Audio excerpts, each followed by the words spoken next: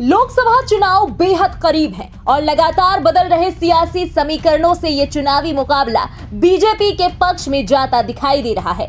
वहीं AIMIM chief Asaduddin Owaisi भी लोकसभा चुनाव की तैयारी में जुटे हुए हैं। वो अलग अलग राज्यों की उन सीटों पर अपने उम्मीदवार उतारने की कोशिश कर रहे हैं जहां अल्पसंख्यकों और पिछड़ा समुदाय की अच्छी खासी आबादी है। खासकर बिहार में भी सीमांचल में अच्छी खासी अल्पसंख्यक समुदाय की आबादी वाले इलाकों जैसे किशनगंज, अररिया, पूर्णिया और कटिहार की सीटों पर ओवैसी की खास नजर है। ऐसे में ओवैसी जनसभाएं कर अब वहां जनता के बीच जगह बनाने की कोशिश कर रहे हैं। इसी कड़ी में ओवैसी ने बिहार के पूर्णिया में जनसभा के दौरान किस तरह बीजेपी को घेरते हुए विपक्षी गठबंधन पर भी जमकर निशाना साधा, आप भी सुनिए।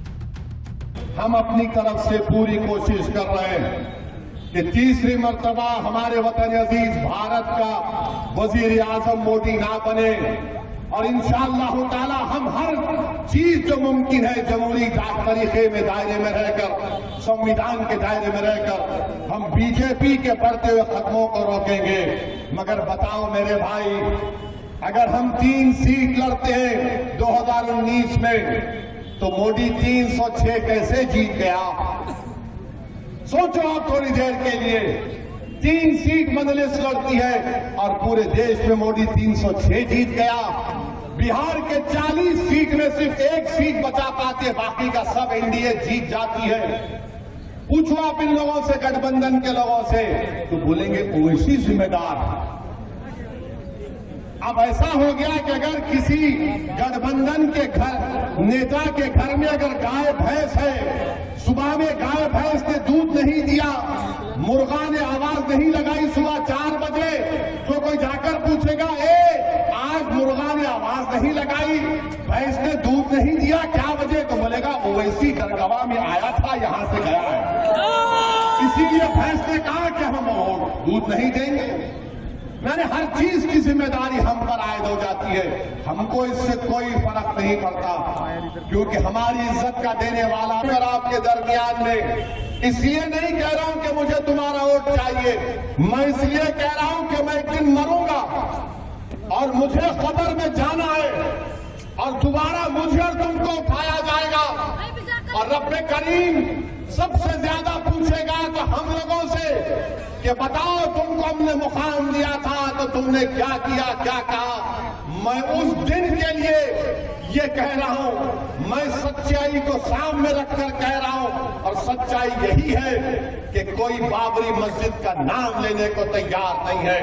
पार्लियामेंट में मैंने खड़े होकर कहा बाबरी मस्जिद जिंदाबाद जिंदाबाद, तो बताओ क्या किया मैंने?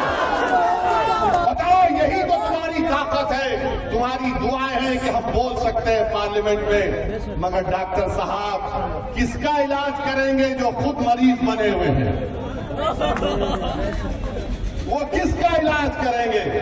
तो इलाज आपको करना है। जब पार्लियामेंट का इलेक्शन होगा तो आपको एक बोलने वाला तो अख्तर अली ईमान जरूर है, मगर अख्तर अली ईमान के सीने में धड़कता हुआ दिल है। अख्तर अली ईमान मर मिटने वाला है आप पर। मैं आज तुम्हारे दरमियान में खड़े होकर कह रहा हूं कि क्या लालू यादव ने आज नहीं कहा कि हमारे दरवाजे नीतीश के लिए खुले हैं? लालू जी, आपका घर तो खुल गया, अब कौन सा दरवाजा खोलेंगे नीतीश के लिए आप?